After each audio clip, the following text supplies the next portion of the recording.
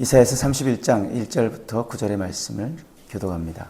도움을 구하러 애굽으로 내려가는 자들은 화 있을진저 그들은 말을 의지하며 병거의 많음과 마병의 심히 강함을 의지하고 이스라엘의 거룩하신 이를 앙모하지 아니하며 여호와를 구하지 아니하나니 여호와께서도 지혜로우신즉 재앙을 내리실 것이라 그의 말씀들을 변하게 하지 아니하시고 일어나사 악행하는 자들 집을 치시며 행악을 돕는 자들을 치시리니 애굽은 사람이요 신이 아니며 그들의 말들은 육체요 영이 아니라 여호와께서 그의 손을 펴시면 돕는 자도 넘어지며 도움을 받는 자도 엎드러져서 다 함께 멸망하리라. 여호와께서 이같이 내게 이르시되 큰 사자나 젊은 사자가 자기의 먹이를 움키고 으르렁거릴 때에 그것을 치려고 여러 목자를 불러왔다 할지라도 그것이 그들의 소리로 말미암아 놀라지 아니할 것이요 그들의 떠들므로 말미암아 굴복하지 아니할 것이라. 이와 같이 나 만군의 여호와가 강림하여 시온산과 그 언덕에서 싸울 것이라. 새가 날개를 치며 그 새끼를 보호함같이 나 만군의 여호와가 예루살렘을 보호할 것이라. 그것을 호위하며 건지며 뛰어넘어 구원하리라 하셨느니라. 이스라엘 자손들아 너희는 심히 거역하던 자에게로 돌아오라. 너희가 자기 손으로 만들어 범죄한 은 우상, 금 우상을 그날에는 각 사람이 던져버릴 것이며 아수르는 칼에 엎드러질 것이나 사람의 칼로 말미암음이 아니겠고 칼에 삼켜질 것이나 사람의 칼로 말미암음이 아닐 것이며 그는 칼의 앞에서 도망할 것이요 그의 장정들은 복역하는 자가 될 것이라. 그의 반석은 두려움으로 말미암아 물러가겠고 그의 고관들은 기치로 말미암아 놀라리라. 이는 여호와의 말씀이라. 여호와의 불은 시온에 있고 여호와의 풀무는 예루살렘에 있느니라. 우리는 위기를 만나면 가장 먼저 누가 나를 도와줄 수 있을까? 이것을 먼저 생각합니다.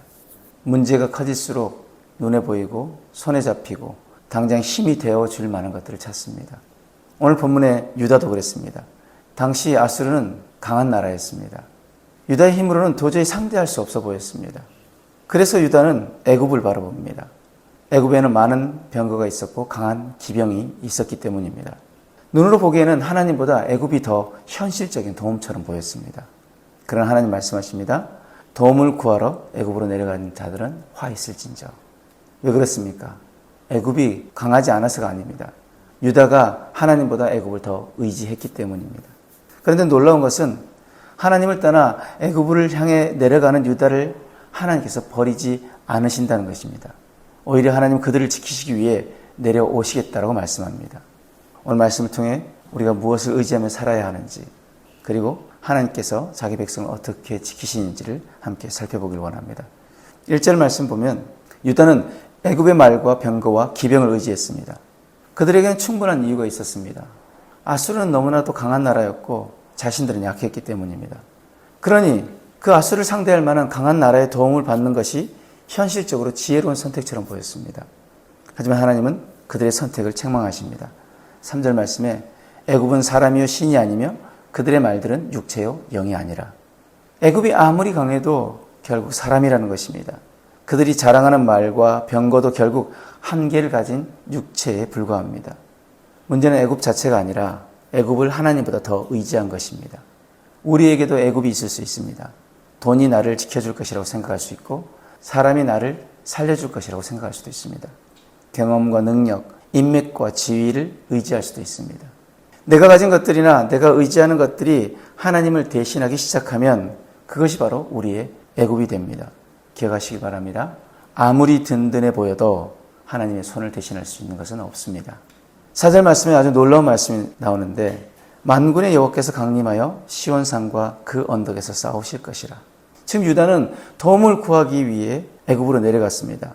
그런데 하나님은 유다를 도우시기 위해 예루살렘으로 내려오십니다. 이것이 은혜입니다. 우리는 살기 위해 세상으로 내려가는데 하나님은 그런 우리를 살리시고 구원하시기 위해 하늘에서 이 땅에 내려오셨습니다. 그리고 하나님은 단지 내려오시는 것에서 그치지 않으시고 자기 백성을 위해서 싸우십니다. 4절에서는 하나님을 자신의 먹이를 지키는 사자에 비유합니다. 목자들이 소리를 지르며 몰려와도 사자는 물러서지 않습니다. 5절에서는 또 이렇게 말씀합니다. 새가 날개를 치며 그 새끼를 보호함같이 나 만군의 여호와가 예루살렘을 보호할 것이라. 새가 자기 새끼를 지키기 위해 날개를 펴듯이 하나님께서 자기 백성을 덮어 지키시겠다는 것입니다. 우리가 하나님을 붙잡고 있다고 생각하지만 사실은 하나님께서 우리를 붙잡고 계십니다. 하나님이 우리를 지키시고 계십니다. 그 날개 아래 새가 그 새끼를 품은 같이. 그렇다면 우리가 해야 할 일은 무엇입니까? 6절 말씀에 이스라엘 자손들아 너희는 심히 거역하던 자에게로 돌아오라. 하나님은 유다에게 더 강해져라 이렇게 말씀하지 않으십니다. 애굽보다 더 많은 병거를 준비하라고도 말씀하지 않으십니다. 돌아오라. 돌아오라. 이것이 하나님의 말씀입니다. 유다의 진짜 문제는 아수르가 아니었습니다. 하나님을 떠난 것이 문제였습니다. 그래서 하나님은 아수르를 없애시기 전에 먼저 유다에게 하나님께 돌아오라고 말씀하시는 것입니다. 우리도 마찬가지입니다. 우리는 문제가 없어지면 살 것 같지만 때로는 하나님은 문제보다 먼저 우리의 마음을 다루십니다. 하나님께서 이 시간 우리에게 물으십니다. 네가 지금 무엇을 의지하고 있느냐? 무엇 때문에 나를 놓치고 있느냐? 네 마음을 빼앗고 있는 우상은 무엇이냐? 거기서 돌아오라. 하나님께 돌아오는 것이 회복의 시작입니다. 마지막으로 하나님은 유다가 그렇게 두려워했던 아수르가 무너질 것이라고 말씀합니다. 8절 말씀에 아수르는 사람의 칼에 말미암지 아니한 것에 엎드러질 것이며 사람의 칼에 아닌 것에 삼켜질 것이라고 말씀합니다. 유다의 눈에는 아수르가 너무 커 보였습니다. 도저히 이길 수 없는 상대처럼 보였습니다. 그러나 하나님 앞에서는 그렇지 않습니다. 역사의 주인은 아수르가 아니라 하나님이셨습니다. 유다를 두렵게 했던 아수르도 하나님의 통치 안에 있습니다. 우리도 그 문제를 바라보다 보면 그 문제가 하나님보다 더 크게 보일 때가 있습니다. 그러나 오늘 말씀은 우리에게 분명히 말씀합니다. 우리가 두려워하는 것도 하나님의 손 아래에 있다고. 그렇다면 우리가 의지해야 할 것은 무엇입니까? 하나님 한 분밖에 없습니다.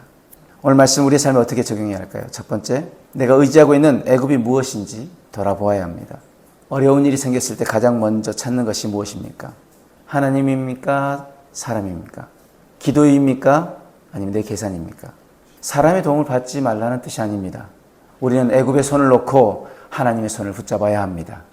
두 번째, 하나님께서 나를 지키시고 계심을 믿어야 합니다. 하나님 멀리서 우리를 바라보기만 하시는 분이 아니십니다.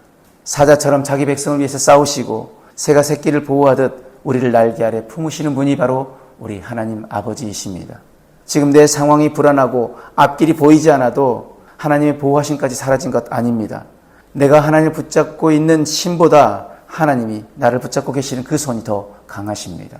그러므로 우리는 하나님이 여전히 오늘도 나를 지키시고 계심을, 우리 가정을 지키시고 계심을, 우리 교회를 지키시고 계심을 믿어야 합니다.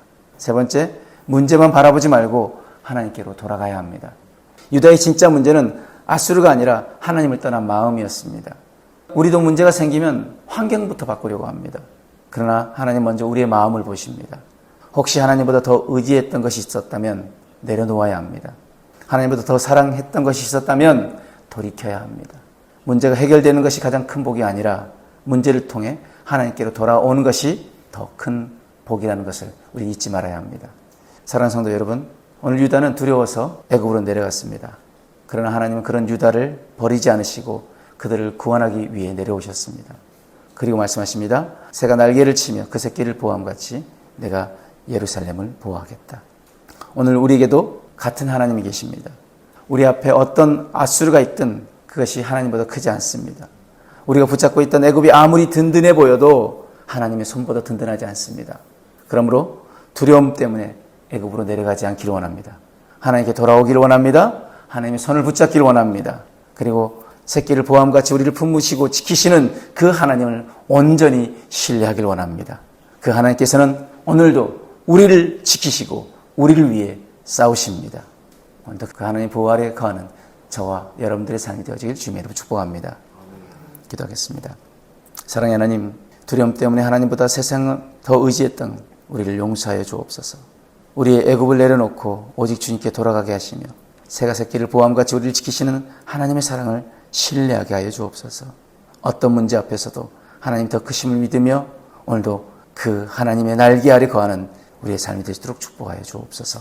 감사합니다. 예수님 이름으로 기도드렸습니다. 아멘.